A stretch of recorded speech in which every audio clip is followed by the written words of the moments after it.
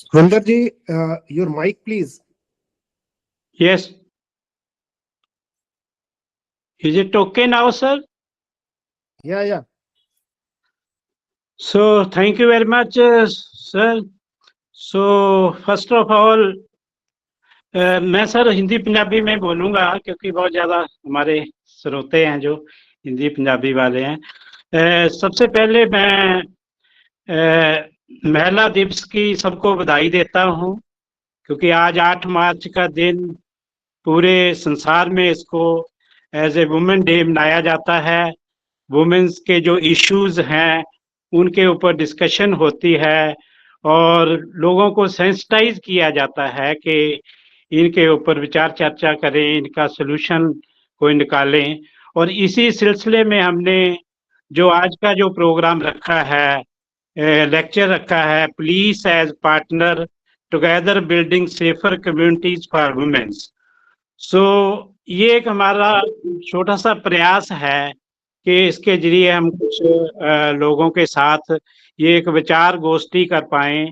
और हमारी ये जो ऑर्गेनाइजेशन है, जो हमारी फाउंडेशन है, इसका नाम integrated research and development foundation है, जो कि एक इंडिपेंडेंट नॉन प्रॉफिट ऑर्गेनाइजेशन है। अभी नया ही अभी 1-2 साल से ही हमने काम शुरू किया है। तो सोसाइटी के जो डिफरेंट इश्यूज हैं उसके ऊपर हम ये काम करते हैं। जैसे हमारे समाज में जो जो समस्याएं हैं, चाहे वो एजुकेशन की हों, चाहे वो हेल्थ की हो, चाहे वो एग्रीकल्चर की हो, चाहे वो एनवायरनमेंट की हो, और जेंडर इश्यूज के ऊपर स्पेशली, और वुमेन चाइल्ड डेवलपमेंट के लिए, तो इन चीज़ों पे हमने सोचा है कि इन इश्यूज के ऊपर हम बात करें। और जो हमारे जो डिफरेंट पार्टनर हैं, एनजीओज हैं, गवर्नमेंट हैं, कॉरपोरेट है, इनके साथ जो connect between state and society है उसको बरकरार किया जाए, ताकि स्टेट गवर्नमेंट की जो पॉलिसीज हैं उनको लोगों तक पहुंचाया जाए, और लोगों की जो समस्याएं हैं वो उनको स्टेट तक रिसर्च कंडक्ट करके किया जाए। सो ये एक हमारा आज का ये जो प्रयास है, मुझे उम्मीद है कि ये एक अच्छा सफल होगा। और इसमें हमारे जो सबसे पहले मैं इंट्रोडक्शन करना चाहूँगा जो आज के हमारे मेहमान हैं, जो कि बहुत एमिनेंट हैं। जो हमारे मेन स्पीकर हैं मैडम श्रीमती गुरप्रीत कौर देओ जी, जो कि 93 बैच के आईपीएस ऑफिसर हैं और प्रेजेंटली ये DGP community affair division Punjab में काम कर रहे हैं। और ये इन्होंने काफ़ी जिलों में बतौर एसएसपी काम किया और इनका काम काफ़ी लोगों ने सराहना की है।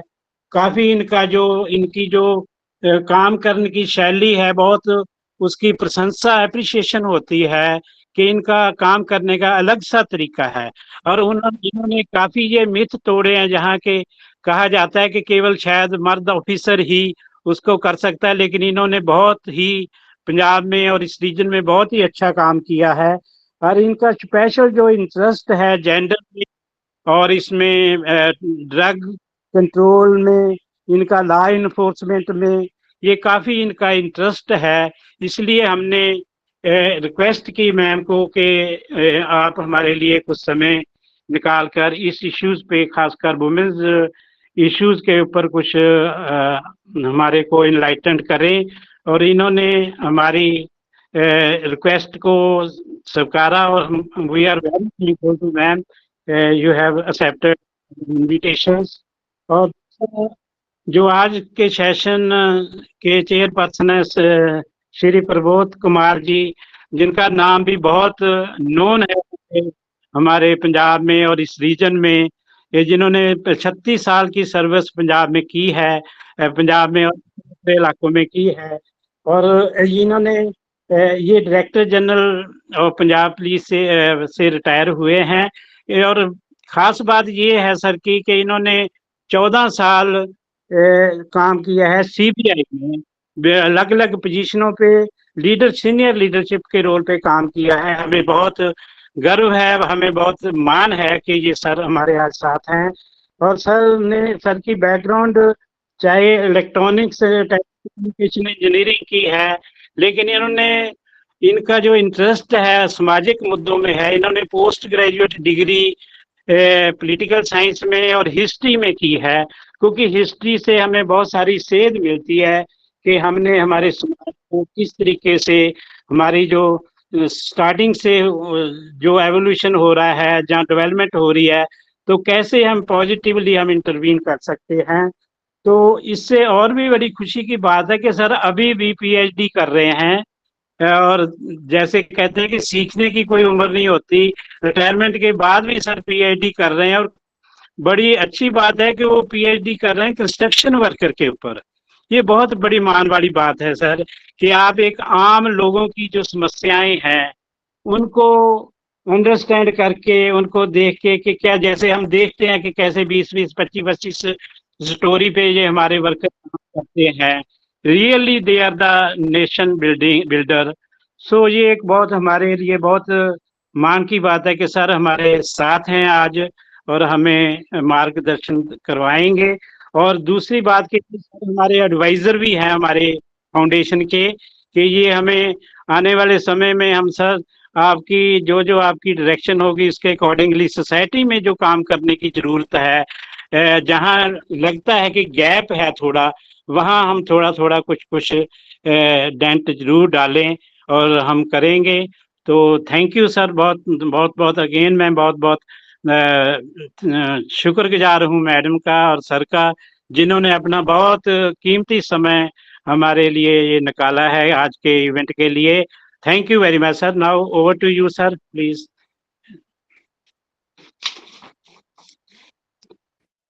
Good no sir. afternoon, everyone. Good afternoon, and thanks a lot, Dr. Sukhvinder, for your kind words of welcome. Uh, it's a pleasure to be here as a part of IRDF. जैसा कि आपको बताया IRDF के बारे में सुखविंदर जी ने, कि this foundation has been created only in the past year or so with the objective of addressing various kinds of social issues. And this conversation of today, that is a part of these efforts. Nothing can be, to my mind, more important than this talk, this topic for today's talk. How can we make communities safer for women? And what is the role of what role police has been playing, and how that role can be further streamlined as partners for this. So ये जो talk आज madam Gurpreet Kaur देव यहाँ पर हमारे साथ हैं इस special talk के लिए, इनके बारे में काफी कुछ बताया सुखविंदर जी ने। एक बात मैं और बताना चाहूंगा कि she is the first woman IPS officer of the state of Punjab, and of course the first woman officer to hold the rank of Director General of Police in Punjab. So Gurpreet has already broken several glass ceilings, and जो मेरा इनके साथ पिछले करीब for the last 3 decades I have been knowing her and I have worked with her closely on several occasions.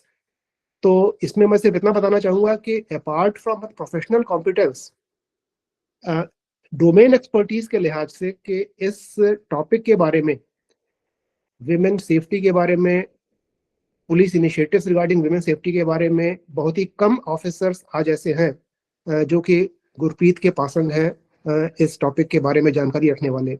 So perhaps we could not have had a better person to address this gathering this afternoon on the topic police as partners together building safer communities for women.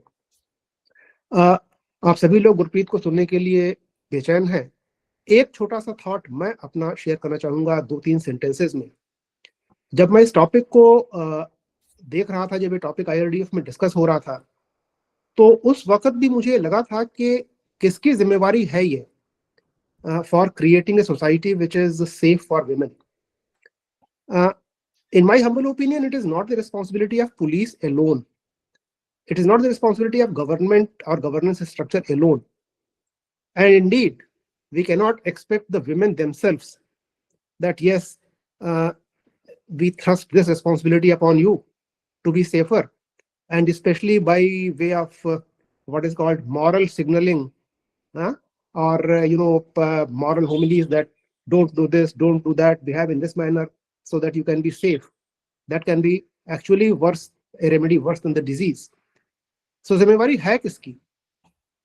तो जवाब जो मेरे दिमाग में आया वो यही था कि it is actually, when we talk about creating a society which is safe for each and every woman, so the entire burden is also equally distributed upon each and every member of the society. Whether students of sociology are here, many of them, so whether we talk of in terms of social institutions, starting right from the family, educational institutions, religious institutions, cultural institutions, it is the collective and joint responsibility of each one of those who dare to call themselves part of the society to act as partners for ensuring that yes, our society is safe for women. So with these words, I would not like to act as a further barrier between this audience and Madam Gurpreet. Gurpreet, my heartiest welcome to you, and Thank you, all sir. of us are eager to hear your views. Thank you.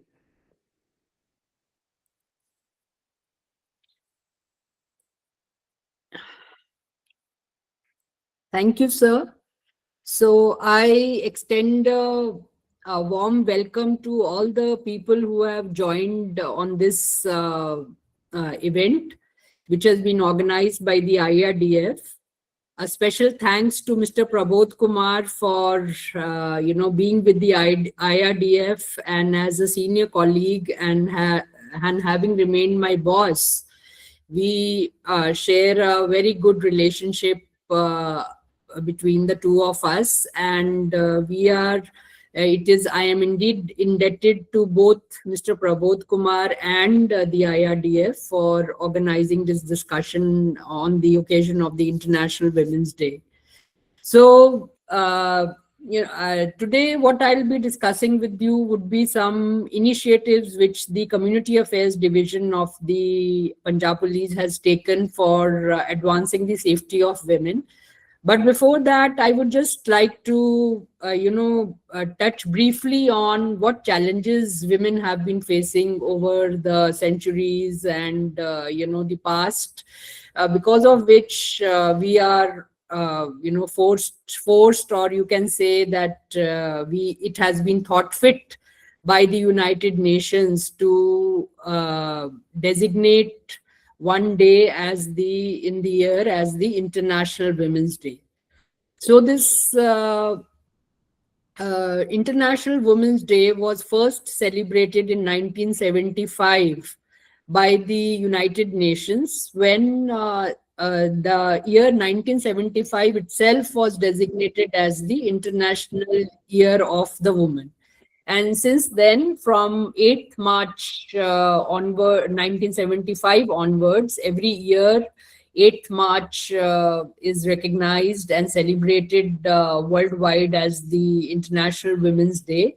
And it gives us an occasion to, talk about issues concerning women. So the question arises that why did we have to celebrate Women's Day as such? Historically, and even during the primitive times, I think that it so happened that practically speaking, women were given the dominion of the household to look after, while the men went out and brought the bread on the table, so to say. But as the times progressed, you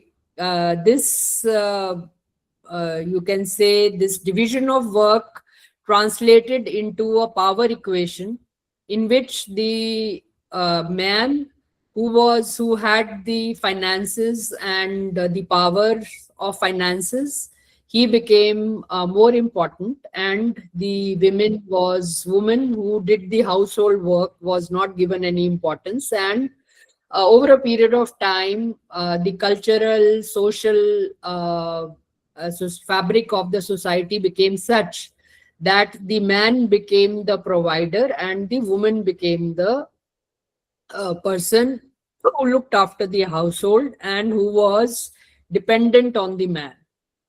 And over a period of time, this has translated into women, suffering from many indignities and, feeling of inferiority vis-a-vis the men. And therefore, it was thought fit by the United Nations to designate 8th March as the International Women's Day. So, so where do we stand now that in 2026, almost 50 years after this year was first designated? So have we progressed? In fact, the theme of this year's International Women's Day is rights, justice, and action for all women and girls.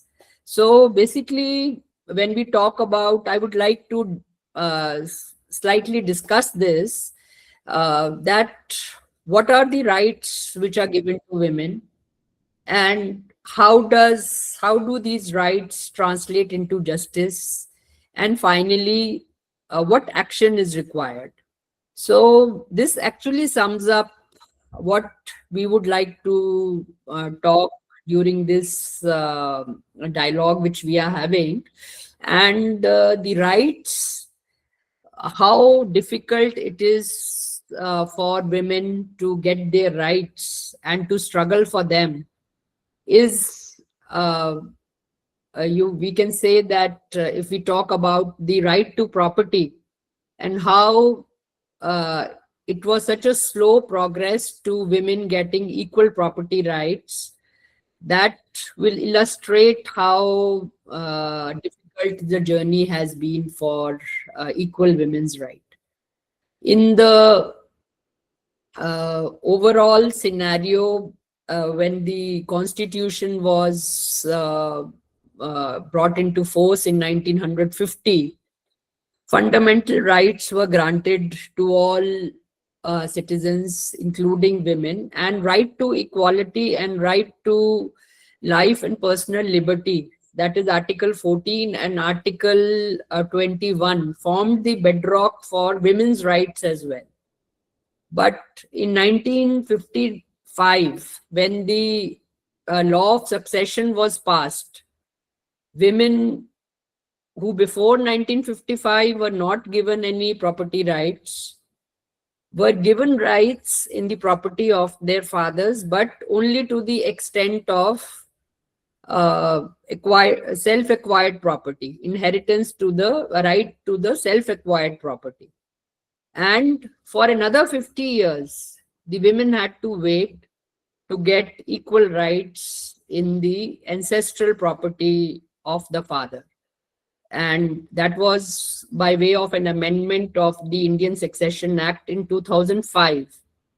So you can imagine that, it is not easy for a patriarchal society to actually, do away with the power and the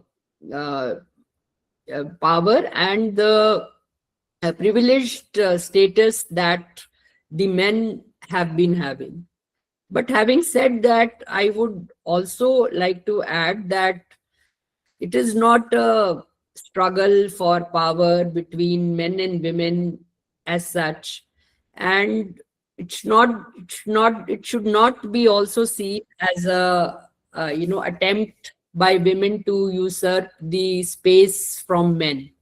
Rather, in what Mr. Prabodh Kumar also said, that in a society where two genders are present, the male and the female, and of course now we have other gendered identities, LGBT and all that, but whoever is a human being needs a space and the right to be having a dignified existence. And that is what is required to be given to all individuals in the society, including women. So when we talk about rights, uh, as of today, we have equal rights. Women have equal rights, and the statute books, the IPC, and now the Bharati Nyaya Samhita are testimony to the fact that women have a plethora of rights. The Domestic Violence Act came into force in 2005, and it is also existing on the statute book and provides protection to women. But when we come to the uh, justice part, there we have to struggle with the problem of implementation of the law to make the stated objectives or the stated laws into a lived reality for women, where they can actually have a equal and a dignified existence, where equal opportunities are available to them and they are able to enjoy life in the same manner as the other gender. So that basically, I would say, is the challenge, that how do societies move forward to give equal rights to women and translate the law into reality. And that is where I think that the police role becomes very important. And communities, along with the police, can play an important role to bring about that change that we desire. And community policing is very important from that point of view, because police is in the leadership position in the governmental setup and in the societal setup. It is meant to preserve law and order, to prevent crime, and I think in the modern world, its leadership status also enjoins upon it to use that power which it has as an organization to implement the law, to work with other people and stakeholders in the society who can work together to make uh, the overall ecosystem very safe for women. So the action part is where I think the communities and police can work together. And I would like to just share the initiatives that the Punjab police has taken to ensure that women get a better bargain in the state of Punjab. And community policing takes works with the community to bring about the required change, which will be a change in the mindsets of the people. And I believe a lot has happened. Women are progressing, but still we have a huge country where there are a lot of women who still are at the receiving end, and they are not getting the opportunities which they should be having.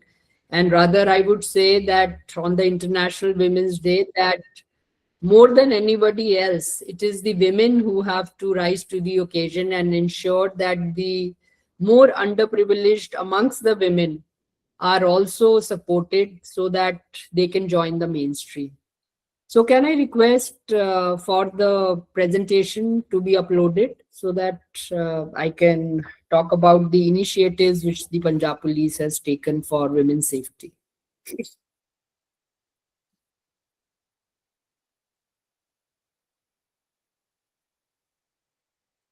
So while the presentation, can you hear me?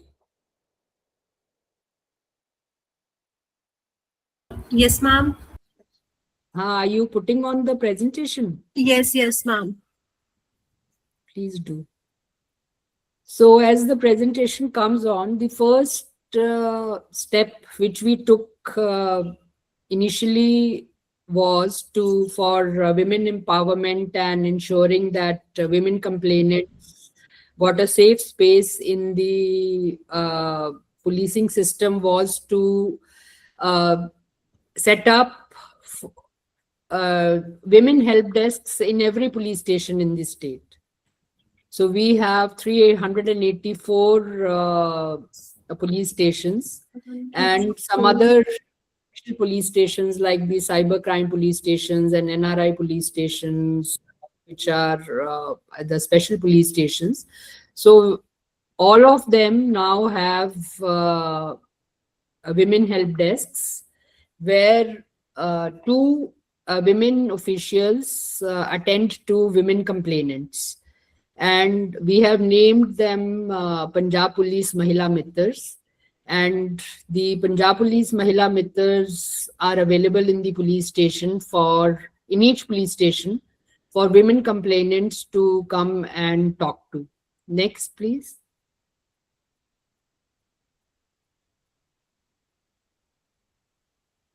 Can you change the slide? Please keep on changing till I say. Okay, ma'am.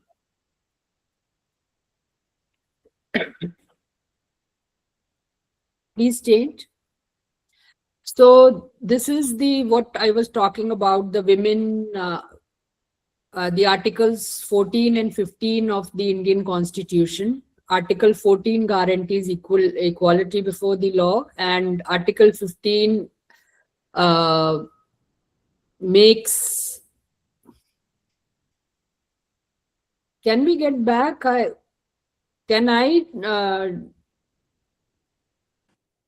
us go to the first slide. Go step by step, one slide at a time, and coordinate with what the speaker is talking about. So now, when I say next, then only please change the slide. So the Community Affairs Division works on the constitutional mandate and the legal mandate which is there. And mainly it is Article 14, 15 and Article 21.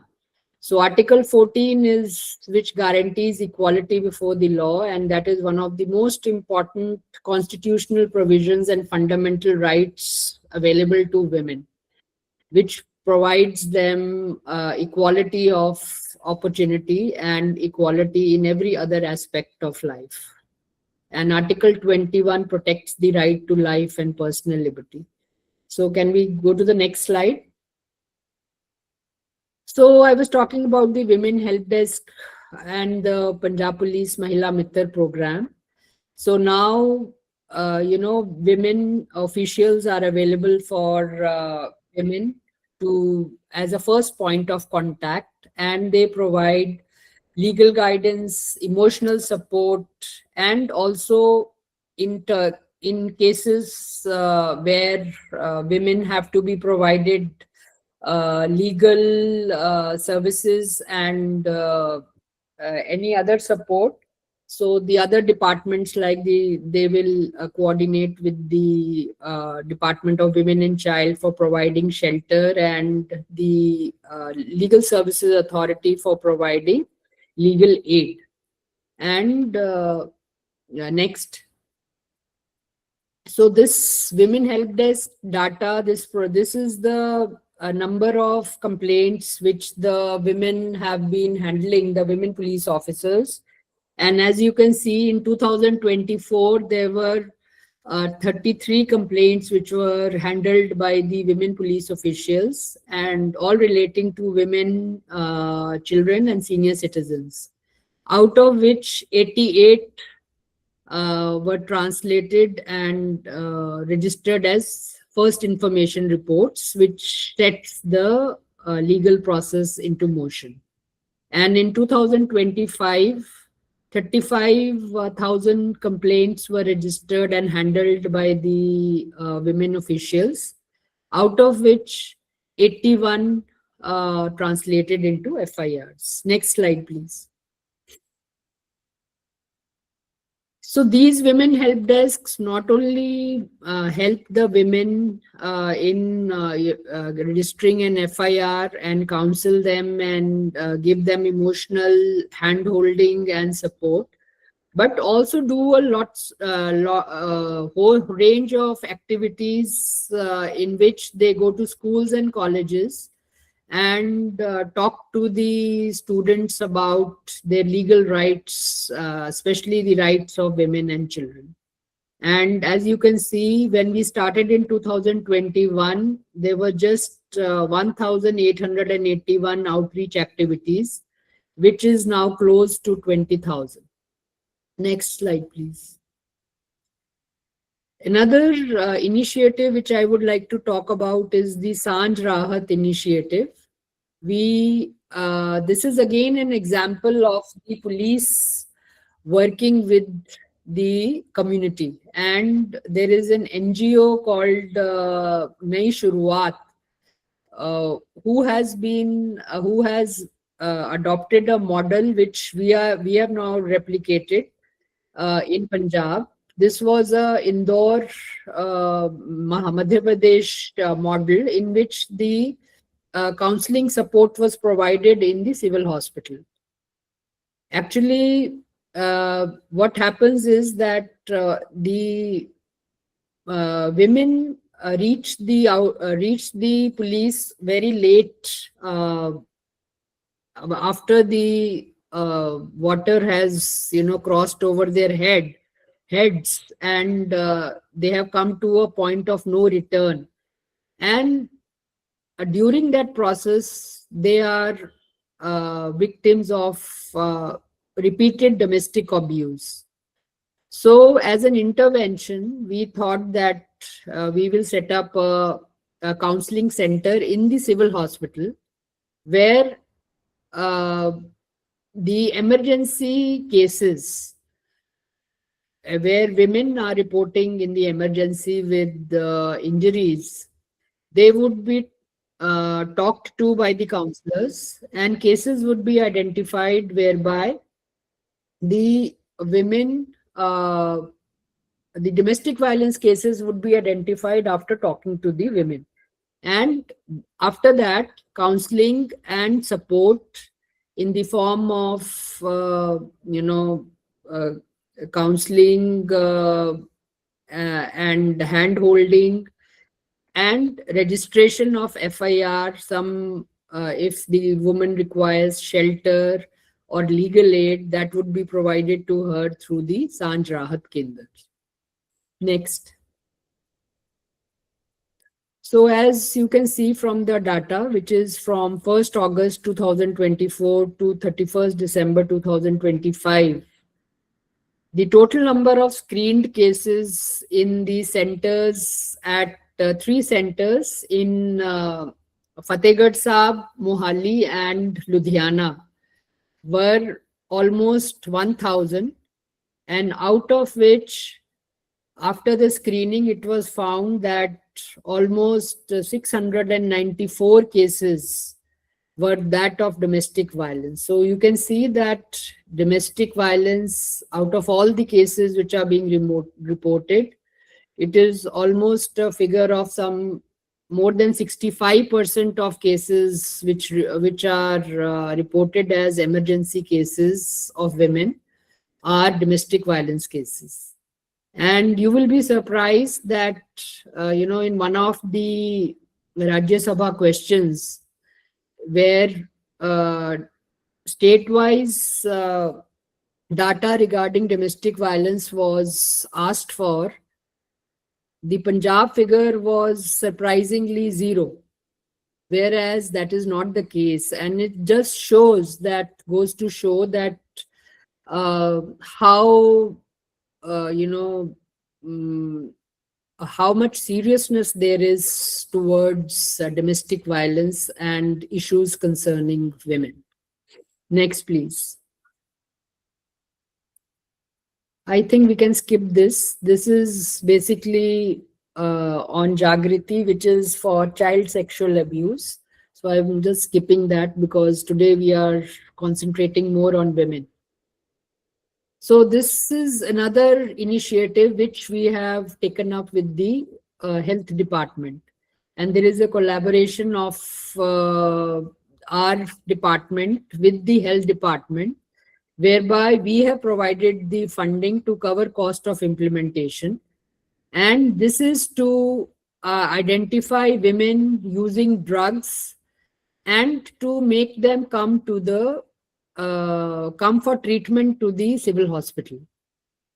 What happens is that women who use drugs are stigmatized, and they don't want to come out with the fact that they are using drugs, and the fact that they don't do so results in health complications for them. They may have HIV, or they may have a pregnancy, and they are using drugs, and they are caregivers. So it creates a host of problems for a woman when she is using drugs, more so as compared to a man, because as a woman she has a whole lot of responsibility of the house, which makes the situation very complicated. And if she doesn't get access to medical services, it further complicates the issue and also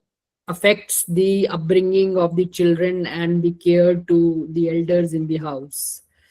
So this program has been started. It was here we have provided funds for employment of outreach workers who are already using drugs, who will identify and reach out to the people in the community, who are women in the community who are using drugs, and motivate them to come to the hospital for getting the de-addiction services and treatment for their related health complications. Next. So another thing which is very much required, and where the community and police can really work together very well, is the capacity building and training of the police. So whenever the police, some expectations of gender responsive policing are there from the police, that cannot happen unless we train our police officers well.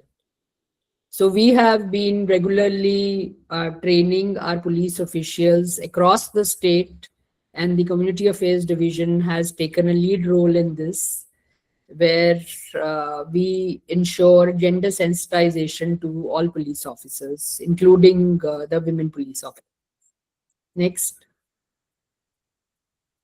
So this is another initiative which I would like to talk about. So in the police, to have a gender responsive policing ecosystem, it is very important that the police also has enough women to respond to women concerns. But right now, the women in the police are just 10%, and it is also a matter of concern that the women in the police themselves are marginalized, and they are not given those kind of roles which their colleagues, male colleagues, have. And therefore we have started a project in which we are doing gender responsive training of trainers for mainstreaming women police officials. And for this, we are undertaking a training across the state for men and women police officers, and whereby we are utilizing police officials of each district as master trainers. We have given them specialized training, and now they are carrying on the training in the districts, and so far the results have been very positive. And we have also tied up with NGOs and an international NGO, JPAL, to do impact assessment of this intervention of training. So, there is there are lots of initiatives which are being taken, but lots more needs to be done, and that can happen only when all the stakeholders come together. And one of the important aspects of doing this is to create awareness in society. So we have to create awareness regarding the gender stereotypes, the laws which exist for the protection of women, like the laws, and to provide protection and support to women who are victims. And we have various government departments like the Department of Women and Child, the legal support, District Legal Services Authority, the State Legal Services Authority, and the Department of Health and the Department of Police. But it appears, and it happens many times, that we work in silos. There are a whole number of NGOs and other stakeholders who want to contribute to the change of perception of the roles of women and bring about change, but that will happen only when the all the stakeholders come together and move in a coordinated fashion.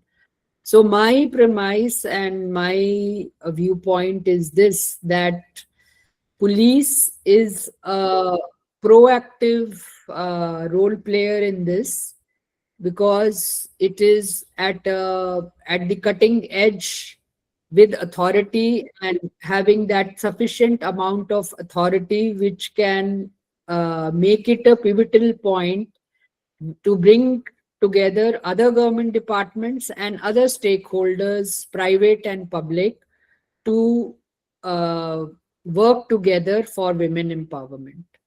So this is what basically I had to say.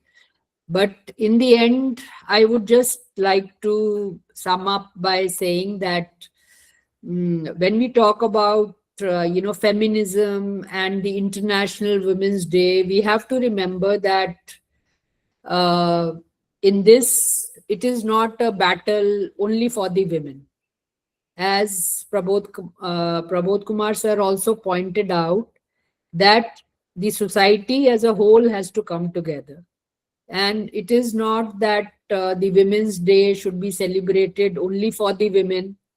And it is not as if men are excluded from the worlds of women, because both are not complete without each other. And the system of family and the society has both men, women, transgenders now, and all those who compose the society have to stay together, work together for furthering each other's interest, and to collectively live in a dignified manner.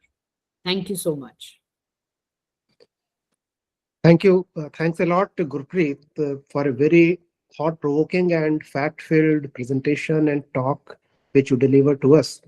Before I throw the floor open for the next 10 to 15 minutes, inviting questions from the esteemed audience, let me just highlight 3 takeaways for myself personally, which I have drawn from your talk, Gurpreet. I'm very impressed, sir, with myself, if I can do that. Yeah, so these 3 things, let me just narrate in your own words. Sir. First, that rights of women, as we all know, and as you underlined, rights of women are, our statutes are stacked, stacked to overcapacity as regards spelling out specific rights of women are concerned. The whole question is that these rights need to be translated into practice, as you said.